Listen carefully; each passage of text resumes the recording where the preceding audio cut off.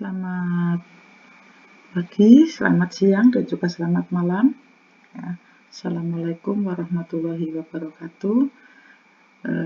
Kita ketemu lagi pada mata kuliah ekonometrika, ya, melanjutkan materi yang kemarin. Yang kemarin sudah menemukan model regresi sederhana. Kemudian selanjutnya kita akan masuk ke dalam perkiraan interval dan pengujian hipotesis dalam regresi sederhana. Ya. Oke, kalau di buku yang kalian pegang itu pada halaman 39 ya, yaitu regresi sederhana, evaluasi hasil estimasi. Ya. Nah, Anda kemarin sudah menghitung mendapatkan nilai koefisien regresi B, kemudian itu kan kita dihasilkan dari fungsi regresi sampel, ya. Kemudian hasil B itu akan kita cari sebenarnya pada rentang nilai berapa. Makanya kita akan masuk ke dalam perkiraan interval, ya. Nah, perkiraan interval itu nanti kita ketemu, kita lanjut ke pengujian hipotesis. Nah, perkiraan interval tersebut, ya, itu masuk ke dalam kategori statistik induktif atau statistik inference, ya, dan masuk ke dalam teori estimasi atau estimation teori, ya. Kemudian kalau teori perkiraan yang kemarin kita dapatkan, yaitu masuk ke dalamnya. Nah, kemudian yang sekarang ini masuk ke dalam perkiraan interval atau interval estimation. Nah, untuk perkiraan tunggal yang sudah kita jalani, yaitu mencari koefisien korelasi, koefisien regresi, koefisien determinasi, dan serta varian. Ya. Nah, untuk bisa membahas perkiraan interval, ya, kita mengacu pada contoh nomor 1, ya, yang kemarin sudah kita pelajari bersama-sama. Di sana kita mendapatkan nilai koefisien regresi B. Ingat, koefisien regresi itu B sebesar 0,74. Maaf. Kemudian nilai tersebut akan kita cari. Sebenarnya nilai B 0,74 hasil estimasi tersebut ada pada rentang berapa, atau B besarnya populasinya itu ada pada rentang berapa. Nah, untuk mencarinya, ya, kita menggunakan tingkat keyakinan tertentu, misalnya 95%, atau 90%, atau 99%. Ya. Berarti alfanya 1%, 10%, dan 5%. Tapi kita gunakan yang umum, yaitu alfa 5%, atau dengan tingkat keyakinan 95%. Ya. Sehingga intervalnya atau confidence intervalnya adalah 1 min alfa. Ya. 1 min alfa ini disebut sebagai koefisien keyakinan atau tingkat keyakinan. Ya. Jadi jika 1 min alfa sama dengan 95%, maka alfanya adalah 1 min 0,95 atau sama dengan 0,05. Ini berarti bahwa kita mentoleransi atau mentolerir tingkat kesalahan sebesar 5%. Ya. Nah, salah dalam hal ini berarti interval tidak memuat nilai B, ya, itu lebih kecil atau batas bawah sampai lebih besar atau batas atas. Ya. Itu dengan rumus seperti ini. Nah, ini B min T alfa per 2 dikalikan DF kali SB atau standar error B lebih besar sama dengan B populasi, ya, lebih kecil sama dengan B plus T alfa per 2 kalikan DF dikalikan dengan SB, atau kita membacanya bahwa B populasi rentang pada B min alfa per 2 DF dikalikan SB dan B plus alfa per 2 DF dikalikan dengan SB. Kita kembali ke atas ya. Tadi kita punya nilai B 0,74. Standar error B atau SEB hasil perhitungan kemarin 0,004498. DF itu rumusnya adalah N min K. N-nya 5, K-nya adalah jumlah variabel yaitu 2 sama dengan 3. Sedangkan alfanya kita gunakan 5%. Ya. Maka kita akan mencari T-tabel. T-tabel rumusnya adalah T alfa per 2 DF. Kenapa alfanya dibagi 2? Karena di sini kita menggunakan uji 2 sisi, yaitu uji sisi kanan dan uji sisi kiri atau two tail, 2 ekor ya. Nah, sehingga T-tabelnya adalah T 0,05, ini alfanya dibagi dengan 2. Kemudian DF-nya adalah 3. Kita lihat pada tabel T, ya. Yaitu pada DF 3, kita tarik alfanya 0,05 per 2 atau 0,025. Ya. Hasilnya adalah 3,182. Ini T-tabelnya. Ya. Kemudian dari hasil tersebut baru kita masukkan ke dalam rumus ya. B 0,74 dikurangi dengan 3,182 dikalikan dengan SE-nya adalah 0,004498, sedangkan ruas kanannya adalah tandanya positif. Nah, ini sebenarnya angka-angkanya sama. Yang membedakan adalah ruas bawah itu adalah negatif, ruas kanan bertanda positif. Sehingga kalau kita hitung, nilai B populasi intervalnya antara 0,7256936 sampai dengan 0,7543034. Ya, jadi interval yang memuat nilai B koefisien regresi 0,74 ya, itu adalah 0,7256936 hingga 0,7543034. Nah, ya. Jadi jelas bahwa nilai koefisien regresi hasil perhitungan atau koefisien regresi sampel itu ada pada rentang nilai tersebut ya. Lanjut ya.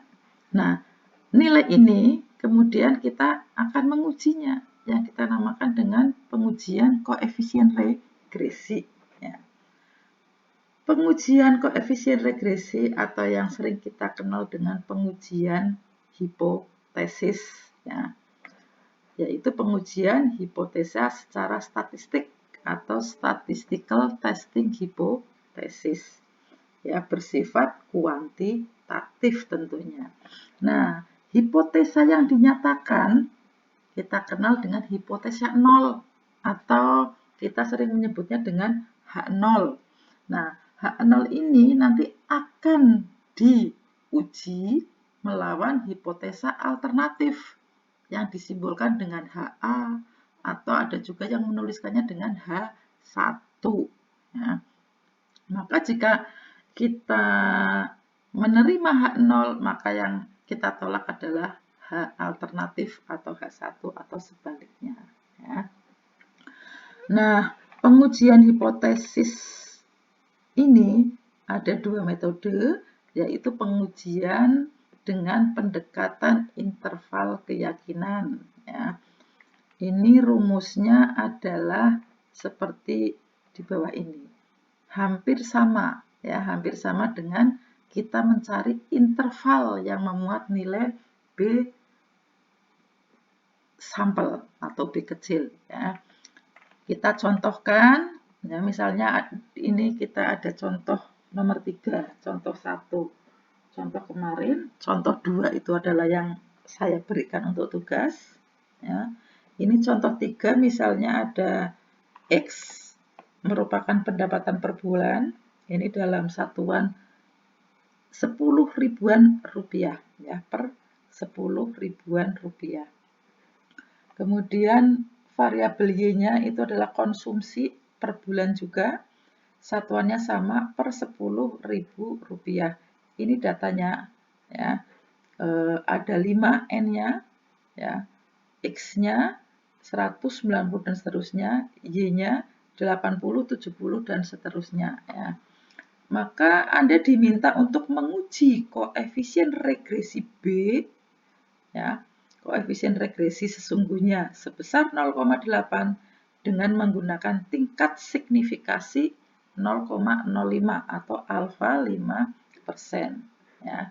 Maka kalau ada kasus seperti ini, penyelesaiannya adalah berarti HN0-nya B besar, ya, B populasi sama dengan 0,8, H alternatifnya B tidak sama dengan, ya. Kalau dua sisi berarti tandanya tidak sama dengan, ya. Dan alfanya 0,05. Kita masukkan ke dalam rumus, ya. Rumusnya adalah seperti ini. Maka kita akan mencari dulu dengan menggunakan matrik, ya. X-nya kita masukkan, Y-nya kita masukkan, ya. X kuadratnya ini Y kuadrat dan XY, ya. Selanjutnya kita mencari X rata-rata atau X bar diperoleh 124,167. Y bar atau Y rata-rata diperoleh 90,833. Kemudian kita selanjutnya mencari variannya, ya. Variannya dengan notasi kecil. Sigma X1 kuadrat, ya. Rumusnya Anda masih ingat di pertemuan yang kemarin, ya, yaitu sigma X1 kuadrat min N dikalikan X bar kuadrat. Sigma X1 kuadratnya itu adalah ini. 102.625, ya. Kemudian dikurangi dengan N-nya itu adalah 6, 1, 2, 3, 4, 5, 6. X barnya sudah kita cari 124,167 dikuadratkan, ya, dikuadratkan, maka hasilnya adalah 10.120,337, ya. Demikian juga dengan sigma Y I kuadrat, ya, dengan rumus sigma Y kuadrat min N dikalikan Y bar kuadrat diperoleh hasil 5.121,197. Kemudian sigma XY, ya. Sigma XY min N dikalikan X bar dikalikan Y bar. Hasilnya adalah 67.670,766, ya. Maka kita baru bisa memasukkan angka-angka tadi ke rumus koefisien regresi B, ya. Kita masukkan dengan rumus ini, saya ambil dengan notasi besar, ya. Dihasilkan atau diperoleh hasil 0,697, ya. Kemudian sigma E I kuadrat ini fungsinya untuk mencari SE, ya. SE ataupun nanti dilanjutkan dengan SB, ya. Sigma E I kuadrat itu adalah sigma Y I kuadrat min B kuadrat dikalikan sigma X I kuadrat. Ya, ini notasinya kecil semua. Kemudian setelah dimasukkan hasilnya adalah 204,2 646. Ya, baru Anda bisa mencari standar error regresi SE atau tau kuadrat dengan rumus sigma EI kuadrat dibagi dengan N-K. Ya. Tadi sigma EI kuadratnya sudah ketemu, 204,646 dibagi dengan N-K. N-nya 6, K-nya 2, karena 2 variabel. Ya. Maka diperoleh 51,1615.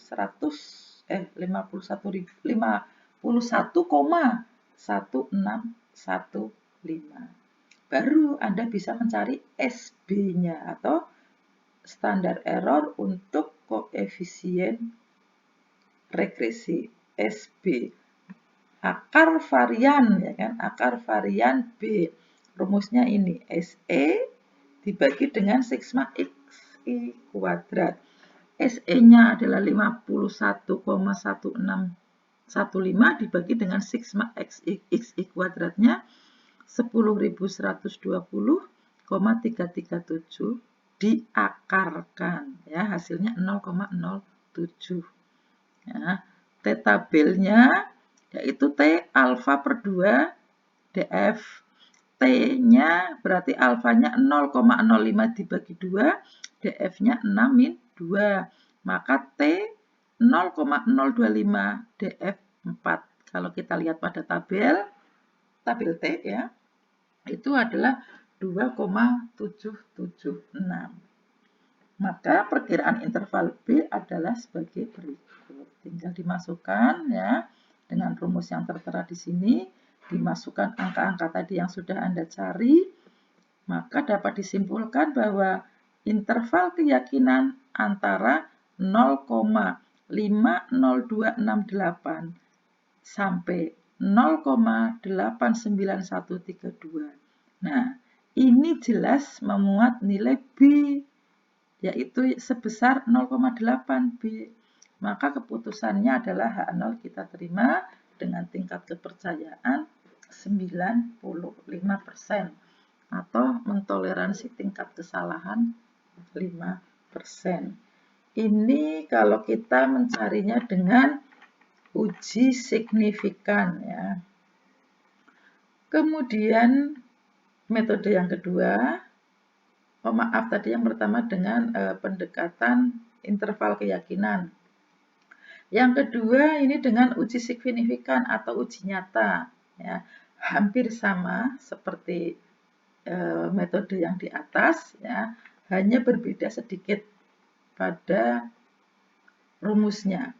Kalau tadi yang di tengah ini koefisien regresi B besar, sedangkan ini adalah koefisien regresi sampel B kecil ya. Setelah dimasukkan ya, hasilnya adalah sekian. Ternyata nilai B 0,697 terletak di dalam interval keyakinan. Oleh karena itu, keputusan yang kita ambil adalah menolak hipotesa. Ya. Nah, ternyata dalam prakteknya Anda itu tidak perlu pusing-pusing mencari interval keyakinan dan juga pengujian hipotesis seperti ini. Ya. Anda cukup mencari nilai T hitung. Ya. Nilai T hitung itu nanti akan dibandingkan dengan nilai T tabel. Nah, nilai T hitung itu rumusnya adalah B sampel, dikurangi dengan B populasi dibagi dengan standar error parameter B atau SB. Ya. Kemudian hasilnya kita lihat apakah terletak antara min T alfa per 2 DF dan T alfa per 2 DF positif. Ya. Jika iya, maka H0 diterima, dan jika tidak, maka H0 yang kita tolak. Ya. Contohnya dengan menggunakan contoh soal yang tadi ya, contoh soal ketiga, kita akan mencari T hitung. Maka T hitungnya tadi B-nya adalah 0,697 dikurangi B besar Nah, B besar koefisien regresi populasi kita asumsikan sama dengan 0. Ya. Maka 0,697 min 0 kita bagi dengan SB. SB tadi kita menghitungnya adalah 0,07. Maka hasilnya adalah 9,957. Oke, ya. Kemudian kita mencari T tabelnya, T alfa per 2 DF. Ya.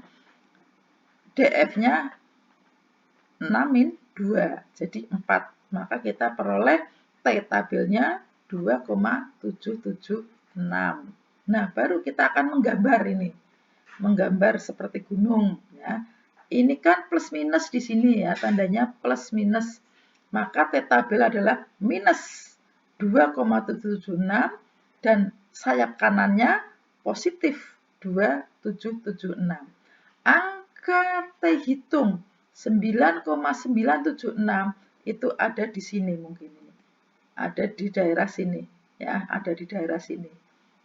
Nah, itu berarti ada pada daerah tolak H0 ya, karena T hitungnya lebih besar daripada T tabel. Maka keputusannya adalah kita menolak hipotesis 0 yang mengatakan H0 sama dengan 0. Kita harus tolak.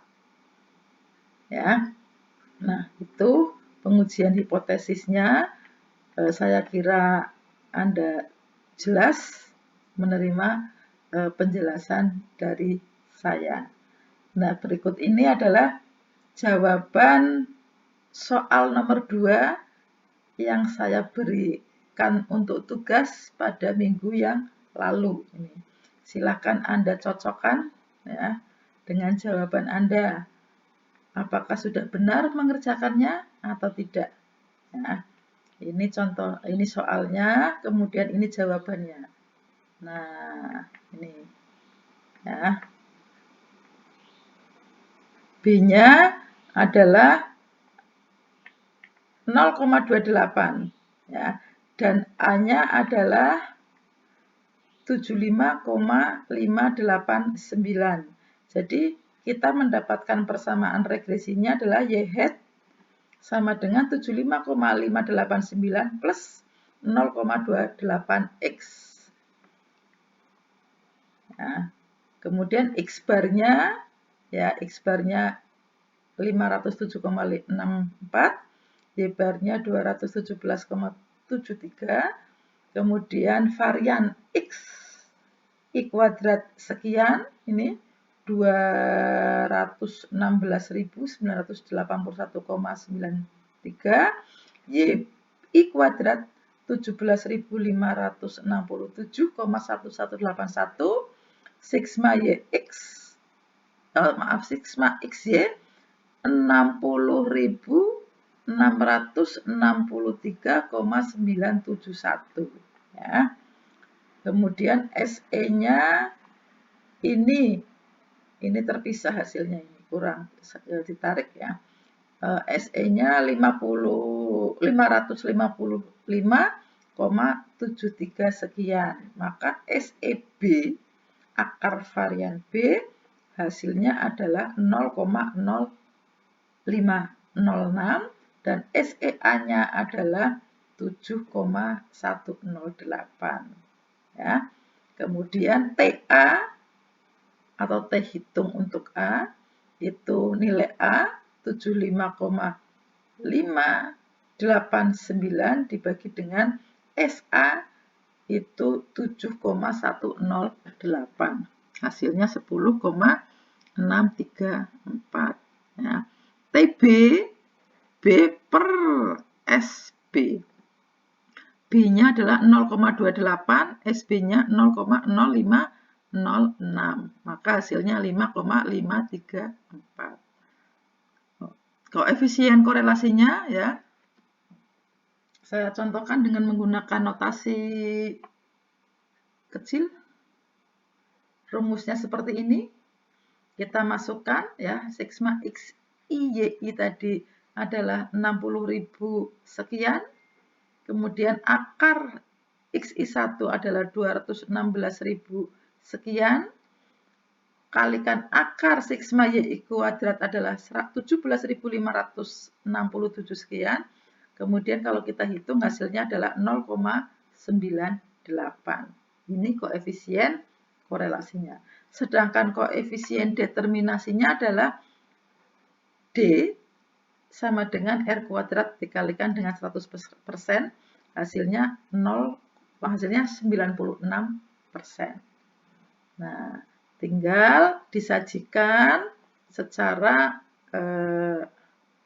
regresi secara lengkap. YH sama dengan 75,589 plus 0,28 XI. Sedangkan di sini ditambah dengan R kuadrat 0,96.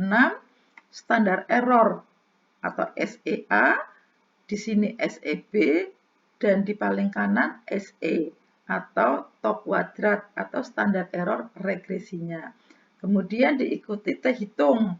Ya, T hitungnya T hitung A atau TA 10,634, TB-nya 5,534 dan degree of freedom-nya adalah 9. Ya, N min K itu 9. Oke, saya kira cukup kuliah kita ya. Semua materinya sampai di situ dulu dan tugas soal kemarin sudah kita bahas. Terima kasih.